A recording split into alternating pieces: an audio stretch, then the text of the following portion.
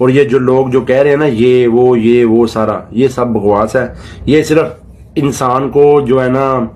आखिरकार मांडोगर का भी वो बयान सामने आ ही गया जिसका सबको बेसब्री के साथ इंतजार था, क्योंकि इस वक्त हर कोई रजब भट्ट का साथ छोड़ चुका है। और वो लोग जो कि पहले रजब भट्ट के घर के बाहर आकर रजब भट्ट से वीडियो बनवाया करते थे, आज वो लोग भी फेम हासिल करने के लिए रजब भट्ट के खिलाफ बयान दे रही हैं और कहते हैं कि रजब भट्ट को लंबी से लंबी सजा होनी चाहिए।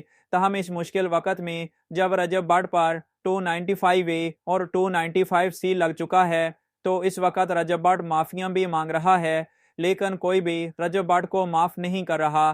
तो इस मुश्किल वक़्त में मांडोगर का भी रजब भट्ट के खिलाफ ताज़ा तरीन बयान सामने आ गया और मांडोगर भी आज रजब भट्ट पर फट पड़ा। आखिरकार जब हर कोई रजब भट्ट का साथ छोड़कर जा रहा है, और हमने ये भी देखा कि चंद रोज़ पहले सोशल मीडिया पर रजब भट्ट और रजब भट्ट के बड़े भाई समझे जाने वाले पतलू की जानब से लोगों को चैलेंजेस किए जा रहे थे कि हम में से अगर किसी एक पर भी बात आएगी तो दूसरा साथ खड़ा होगा।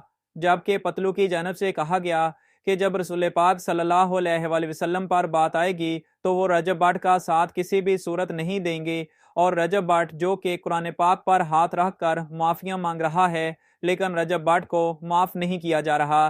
तहम दूसरी जानब मांडोगर की जानब से भी रिसेंटली एक बयान जारी करते हुए रजब भट्ट के हवाले से ताज़ा तरीन अपडेट दी गई और कहा गया कि इस मुश्किल वक़्त में वो आज भी रजब भट्ट के साथ खड़े हैं और चाहे जो कुछ मर्जी हो जाए वो रजब भट्ट के साथ ही खड़ा रहेगा। और इस वक्त जो लोग रजब भट्ट के खिलाफ एक के बाद एक केसेस कर रहे हैं, असल में वो रजब भट्ट को गिराना चाहते हैं, लेकिन अल्लाह पाक ने रजब भट्ट को जो इज्जत दी है वो उनसे कोई नहीं छीन सकता।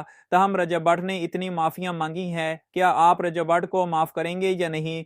इस हवाले से कमेंट बॉक्स में अपनी राय का इजहार भी जरूर कीजिएगा।